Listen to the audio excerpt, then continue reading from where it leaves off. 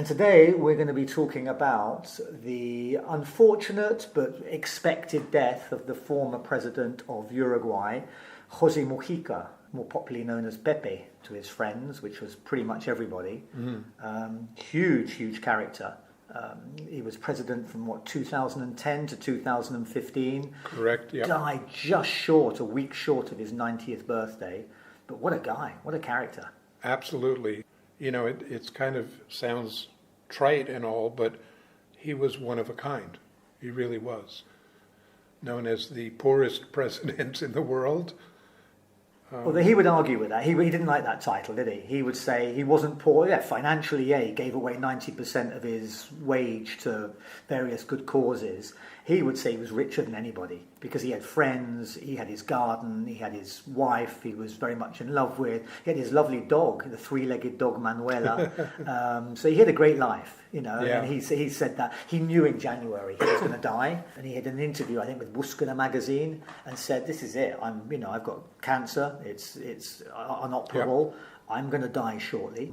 Just leave me in peace to potter around in my garden and die quietly. I've had a great life, you know." So and what a garden. I mean, first of all, we should say that Pepe was part of the Tupamaro organization, guerrilla group in Uruguay, that really turned into quite a violent group at some point in the 60s and 70s. He was jailed. He was actually in a shootout with police in a bar in Montevideo, was wounded. Yeah, 6 times apparently, yeah. And he survived that attack, Yeah. was jailed, was part of a few escapes that were really cinematic escapes from jails in Uruguay. Well, over 100 escaped on one occasion. He was one of those, wasn't he? The He was Punta one of them. Carretas jail, Exactly. yeah. And they broke out, and some of them were recaptured, some not so much. So it was quite a Through a quite tunnel thing, yeah. that was apparently built for a couple of blocks underground. Today that is now a shopping center, what used to be the prison. Isn't everything? Yeah, but he survived. He spent over a dozen years in jail. Certainly affected him. It affected his health. I don't know how he lived to 90, really, with some of the health Right. aspects of his terrible jailing. Because he was often in solitary confinement. I think a large chunk of that 12 years, he was in solitary confinement. And he said himself he was going mad, he was hallucinating. Eventually, I think they managed to get him writing material, books to read, and a lot of his political formation developed while he was in the latter years of his time in prison. Yeah. For him to come out and join, help to form the Frente Amplia political organisation, and eventually became a minister, I think, and then president. I think he was the agricultural minister of the country. It's actually one of the times that I met him was when I was doing something with his wife, with Hillary Clinton, who had come down. He was then the Minister of Agriculture, lived in the same old house as always, and you've done a couple of interviews with him. I interviewed him. We went out to the La Anchorena, which is like the presidential country retreat, fairly close to Colonia, and we turned up, and he greeted us wearing this kind of baggy old tracksuit with a sweatshirt which had egg stains on it. Unshaven, hair all over the place. His dog that we mentioned before, Manuela, was pottering around the place. His wife, Lucia Topolowski, who was a senator, she was wandering around. There was the odd minister. It was fantastic. It was just so laid back, so casual. I will say that the thing about him was, I mean, you and I have interviewed countless politicians. They spout the party line, they read from the manifesto, they've been trained by their media people to say what they say. Not Pepe. I mean, Pepe, he would listen to your question. If he thought it worthy of thought, he would sit there for a bit and think, and you'd wonder whether he'd heard you or not. So, and he would think, and then he would answer. And he was interested in what he was saying. He wanted you to be interested. He wanted a conversation. He didn't want to be interviewed. He wanted to chat to you and put forward his political views. every interview, the 2 interviews I did, they both overran. You were told by the press guy, you've got half an hour. If Pepe wanted to keep speaking, he kept speaking.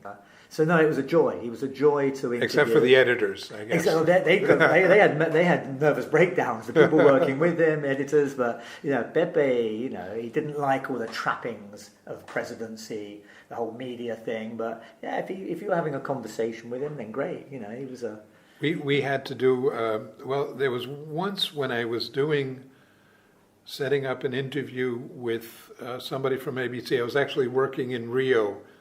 And they had me fly in, set the interview up, and fly out. So I went to his chacra, his little farm, where he grew chrysanthemums, and worked out the interview. I got there about 8:30 in the morning, rang a bell that I don't even know if it worked or anything, and it was a rundown place. We would call it Tobacco Road or something like that in the States, and he comes out with his bathrobe and his slippers and in a very ornery mood. What are you doing? He was president then. He was the president of the country. He was somebody who refused to live in the presidential palace. He refused the limousines. He used his VW Beetle. Yeah, which was as run down as his garden, wasn't it, in his house? I saw in some place that his VW Beetle was the only thing in his statement of net worth, that you had to do as president, and it was worth $1,800. And that was his complete net worth. Right. I guess the house was worth nothing. But he was just an incredible character. Yeah. He was just very human, I think. So, after I interviewed him again, when Uruguay took in a whole bunch of Syrian refugees. The other side of the world, you couldn't really get much further from Syria. But these were people who needed somewhere to live, and Uruguay opened the doors to a few hundred. They laid on schooling for the kids. They had to get them somewhere to live, lessons in Spanish, lessons in Uruguayan way of life. And we interviewed him in relation to that. And that interview was fairly straightforward. But then afterwards, we ended up chatting with him, once the camera had turned off. And then I asked him, what's the toughest thing about a lot of advantages to being president? What's the most difficult thing? And I was expecting some kind of profound statement. And he said, well, the trouble with being president, he said, I'm an old man.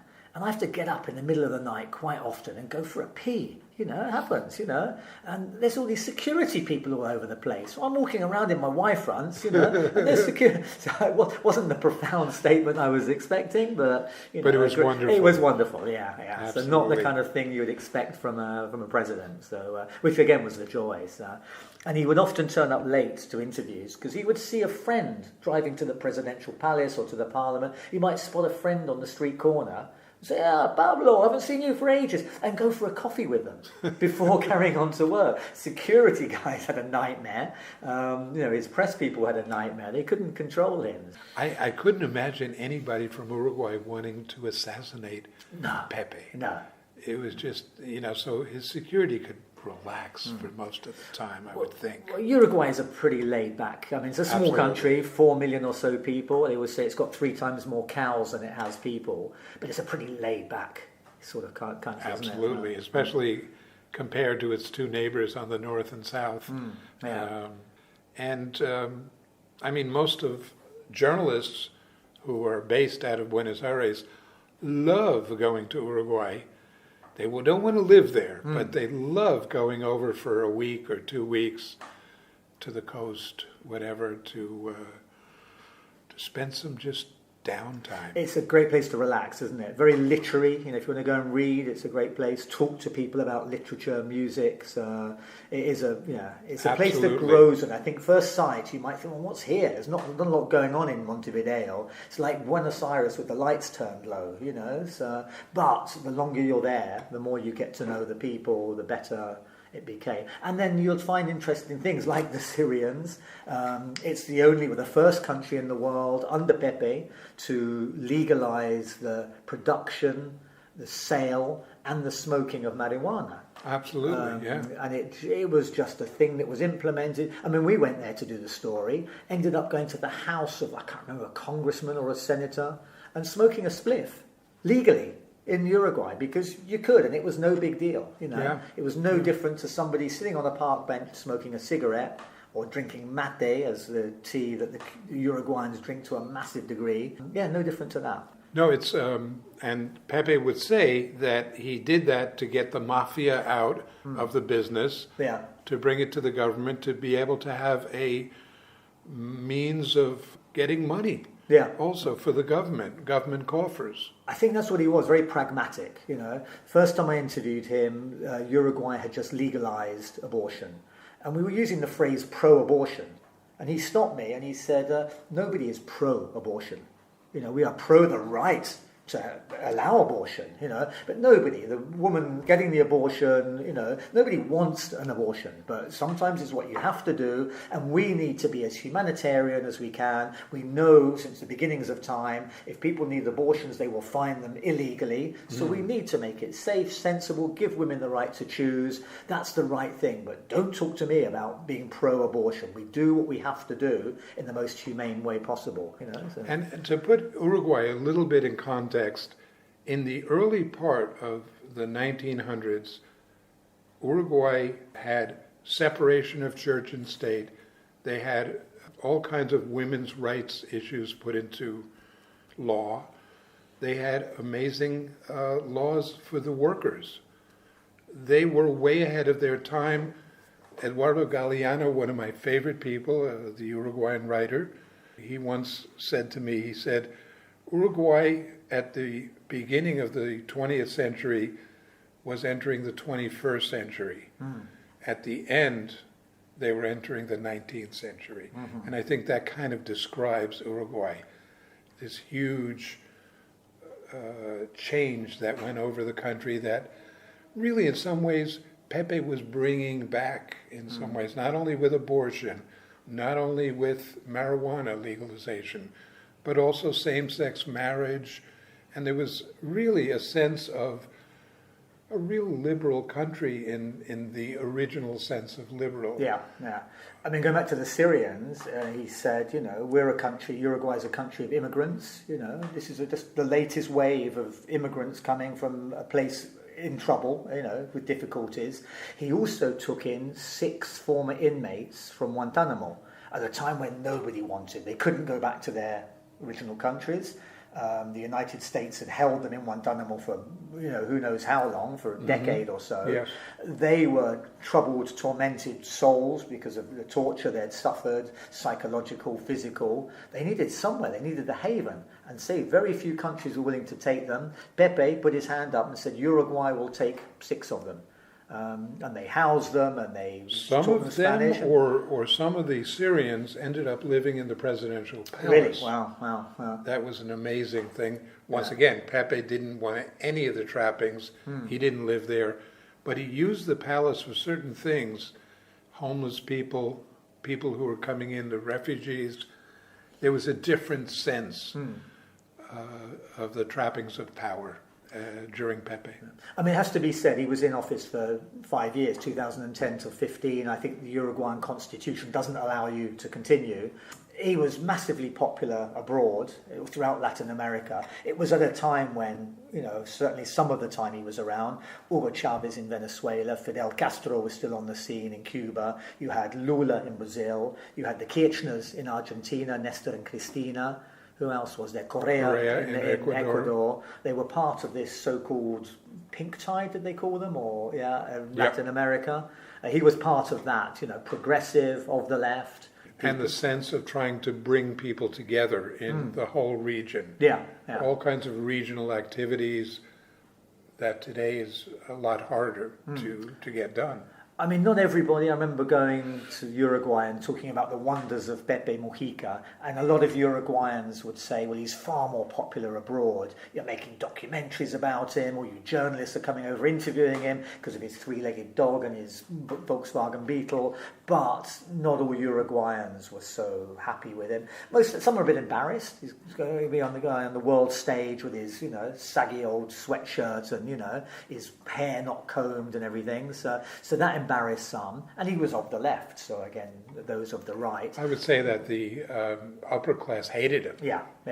In Uruguay, but he was somebody who really did certain things. The poverty rate was cut in half in the 5 years that he was in power as president, and the economic indicators were wonderful in his 5 years. Yeah. So I think he's somebody who. I think he did a really good government. Maybe people were a little bit vexed by the fact that he was so popular outside of Uruguay. Part of Uruguay's charm, in a way, is that they're this island that's in the middle of nowhere, and they don't want to be part of the world in certain ways. They're a strange country. Yeah. Has to be said, he didn't always get on with his neighbours. There was that time, you remember, when I think Cristina Kirchner must have been the president, but she had taken over from her husband Nestor, and Pepe was at some function and they'd left the microphone open, that classic politician's mistake, talking without realising the microphone's still open, and he insulted Nestor Kirchner, or both. He said, La vieja, talking about Cristina, is even worse than the tuerto, which I guess translates as like Popeye, or, kind of slightly... One-eyed. One-eyed, because his eyes were slightly unaligned, if that's the right word, Nestor Kirchner. So it was a personal insult. It didn't reflect very well on Pepe. I would say any time Pepe might have had a microphone left open, trouble was on the way. Almost certainly, yeah. Especially when talking about, and there is that kind of rivalry between Argentina and Uruguay, the big dominant country to your west and north, and the much smaller country that feels often it's being bullied. And you've got Brazil, even worse, you've got Brazil to the north, but the relationship between Argentina and Uruguay is often a little troubled, and I think Pepe reflected that in his personal insults towards I would say that if Pepe were to speak today, he would say that the Kirchners were the closest thing to his government than any government in Argentina since then. Probably. And I know some of the things he said about Milei were absolutely scathing. Yeah. Although anybody of the left would be scathing in their criticism. Yeah, of also Milei, anybody who doesn't particularly like a psychopathic president would also be scathing. There is that, yes. You can say a lot of things about Cristina and Nestor, but they weren't psychopathic. No. So, excuse me for that interjection. No, that's good. Yes, kind of trying to kind of understand a little bit how Pepe Mujica would have, and I get how he'd be remembered. I don't know. He'd be remembered with great fondness, I think. I mean, they've declared 3 days of national mourning in Uruguay as we speak. And the last I heard, he'd asked, one of his final wishes was to be, the dog we've mentioned, Manuela, is long since gone and buried under a sequoia tree in his garden, and he wants to be buried alongside Manuela. With Lucia, she's still eventually. She's still around. She's Lucia, 8 years younger, I think. Oh, she, yeah, and he was 89, so she's early 80s, yeah. So. And no, I would think it would be funny to see if there are things named after him and what those things might be. I cannot imagine crossing the Pepe Mujica bridge. It just seems so strange. But I guess it will happen. Something like that. I'm sure. Yeah. Parks or a park. Yeah, I think anything to do with greenery would work well. He would want that, I guess. I mean, it must be said, from our point of view, as from a journalistic point of view, he was always news. I mean, after he left office in 2000, we were going all the time. We were either on the ferry or the very short flight from Buenos Aires. It's one of those flights. I think it's less than half an hour. By the time you've taken off. I think they supplied a film as well. Last thing was a film on such a short... You never get to finish it. You're landing in Montevideo. Or you can have the whisk, across the Rio de la Plata in a ferry, which is very nice. So we were going all the time. If it wasn't marijuana, it was abortion, or it was Syrians, or Guantanamo. There was always something going on when Pepe was in power, which as a journalist, obviously you want. Just to get our listeners more who may not be aware of it, you go from Buenos Aires to Montevideo. If you go by land, it's maybe 6 hours. You have to go all the way up north, come all the way back down. If you cross the river, it's maybe a half hour, 45 minutes to Colonia. Yeah. And then if you go to Montevideo by boat, it's about maybe 2.5 hours. Right. They've never built a bridge, although it's always been a major topic. We got to build a bridge that would unite the two countries, but it's just never been done. No. I mean, you can't see, that Montevideo is on the other side of the Rio de la Plata, the River Plate. You can't see Uruguay, can you, from the Argentine side of the River Plate? You can see the little island, Martin Garcia, in the middle on a good day. You can probably see Uruguay from Martin Garcia, I'm not sure. But you can't see, it's there. It's a very flat river, it's very flat and silvery sometimes, as the name implies. Yeah. But yeah, it's a funny relationship. And I guess Pepe was part of that relationship with its ups and downs. One of the things that was interesting about Pepe, do you remember the paper company dispute? Botnia, yeah. So Botnia. Wali Waichu, no? On the Exactly. town on the river Uruguay, that separates Argentina and Uruguay. Right, Gualeguaychú on the Argentine side, or is maybe a little above there. And it was a paper plant that the Argentines complained that there would be tremendous amounts of pollution. Let me tell you, Argentina complaining about pollution, but anyway, it's for another discussion.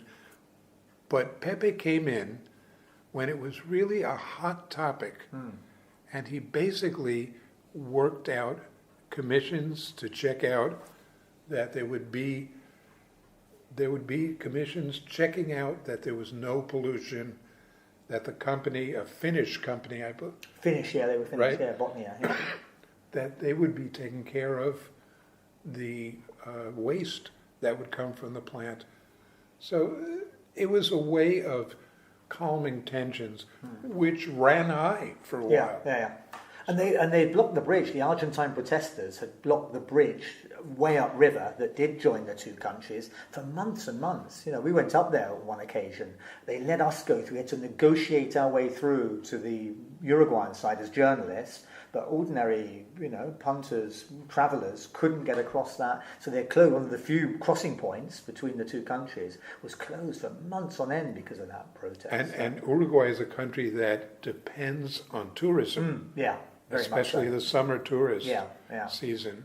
We have to ask, depends on tourism, what is there in Uruguay for tourists to see? And we mentioned the peace and tranquility, which is lovely. The beaches are nice. Punta del Este is the famous beach up in the north of Uruguay.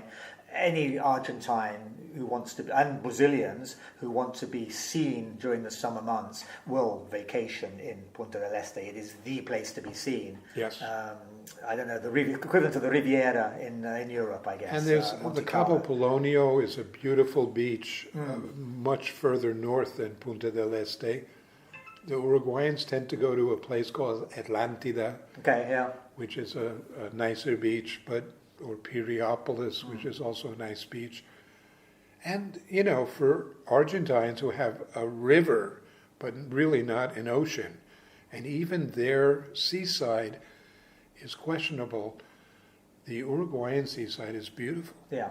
It's also been dubbed the Switzerland of South America because it's a banking centre, isn't it? It's banking centre because it's stable and sensible. So Argentines and Brazilians and others, I guess, that's where they stash their ill-gotten gains in dollars. And I've been on that ferry before from Buenos Aires to Colonia, which is the hour or so long crossing.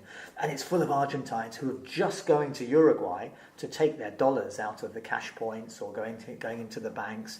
They have very odd banking hours, Mondays from 10 till 2, Tuesdays in the afternoon. Nobody really understands the banking hours, yet this is what you'll have to do. So you'll sit in the cafes and the restaurants of Colonia waiting for the banks to open to take your dollars out and then rush back to Argentina. You can do it in a day easily, but that's quite common, I think, isn't it? So, we can understand that, having to deal with the Argentine system. Exactly, yeah. It's that little haven of sensible, of common sense in otherwise sometimes crazy continents. Absolutely. I mean, the one thing we've not mentioned in relation to Uruguay, which no Uruguayan will let you forget, is football.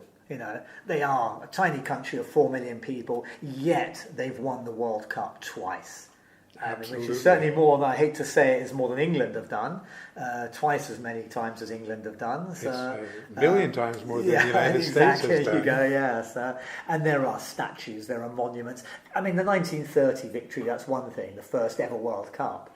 But the 1950 in the Maracanã Stadium in Brazil, in the history of world football, there has probably never been a stronger favourite than Brazil playing at home in the Maracanã in front of 120,000, say 119,000. There might have been 1,000 Uruguayans there, who knows?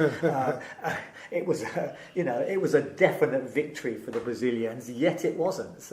And there are statues in Montevideo at the Estadio Nacional to that famous victory. Okay, we're talking 75 years ago now, but it still rings, No, it's an amazing country, and it's still, they beat the Argentine squad about a year ago, didn't they? Well, they still got the record for the most, the Copa America, the South American national tournament. They still got more victories than either Brazil or Argentina. Yeah, they are the leaders of that, of that competition. They haven't won it for a while now, but they still have the most victories. So that's something. I had a friend who lived in Montevideo in the Cerro area, and he took me one time to where his nephew was playing. His nephew was 3 years old, and they had a baby football league, and it was incredible how good they played. I was stunned, and it just shows you how it's something in the blood, in the genetics of this country. Well, it's a passion. It is a passion from a very early age, isn't it? Yeah. And it's something they take. Small countries, it got plenty to shout about, but especially the football and Pepe. I think, Pepe Mujica in lots of ways. And the other thing about Uruguay that we've had to cover so much is the Andes disaster. Of course, so you've had a lot to do. I've had a lot to do with that. Yeah. When was the crash? The crash, the rugby team, wasn't it? Going to Chile? 50 years ago last year, wow, we had the 50th anniversary. Yeah. And it was a rugby team going to Chile. They were in a Air Force jet that they'd rented or something, I don't know. Just about the time that Pepe was in jail, I guess. Okay, yeah. Right? So during the dictatorship in Uruguay? Or? During the dictatorship, or just before the official dictatorship.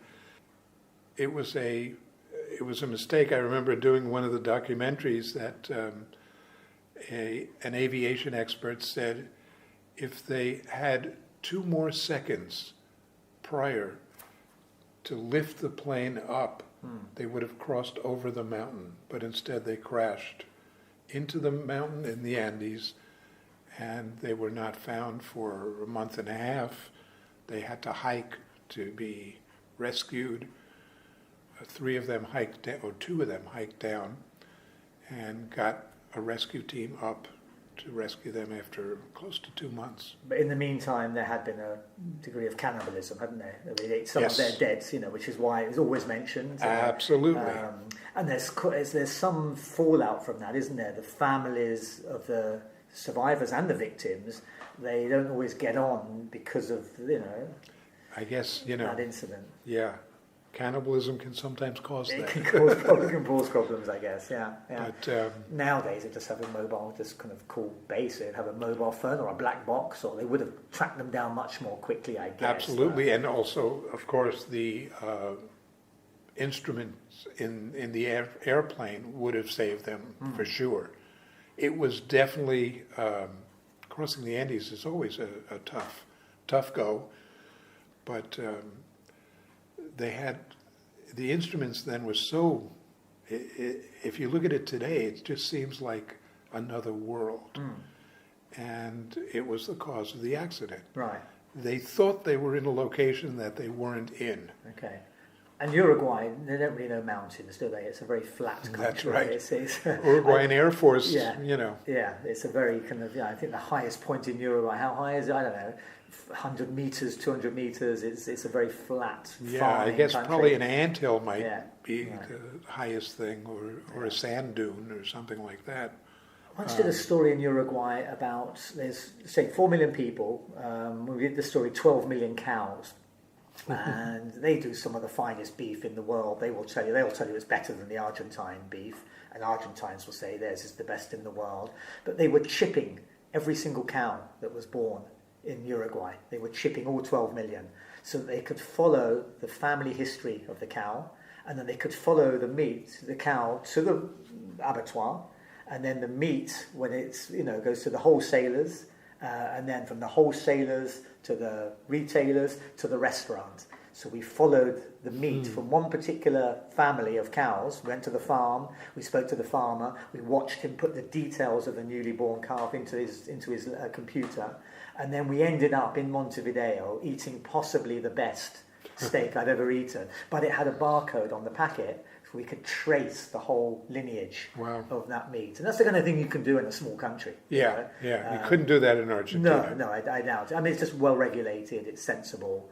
Yeah, and I think Pepe Mujica kind of fed into that to some degree. He was a pragmatic, as we said, serious, common sense sort of guy with a bit of colour about him. No, Uruguay is a very special country in many ways. I remember doing a story on the beach near Punta del Este, and there were workers working on a house or something by the beach. They took off for lunch, and they went to the ocean. They tossed out these lines that were filled with hooks. They didn't have any bait on it. They just threw it out and then just took a huge pull, and they caught fish that way. I couldn't believe it. And they caught really nice fish, and they had their lunch. What a special country in so many ways. We'll say one thing, that because of the lack of mountains, it doesn't produce much in the way of wine. Apparently it's getting better. I've heard it's getting better, but they have to import their wine. So it would be nice to drink a toast to Pepe with some Uruguayan wine, but I don't think that's probably a very good idea. They have something called Tanat, okay, what's that? Which is a French wine that was brought to Uruguay, and they tried to recover the cepa, the production of it, and they've apparently been successful. Okay. So T-A-N-N-A-T, Tanat wine. Well, if we had some of that, we would drink a toast to Pepe Mujica, so let's do that virtually.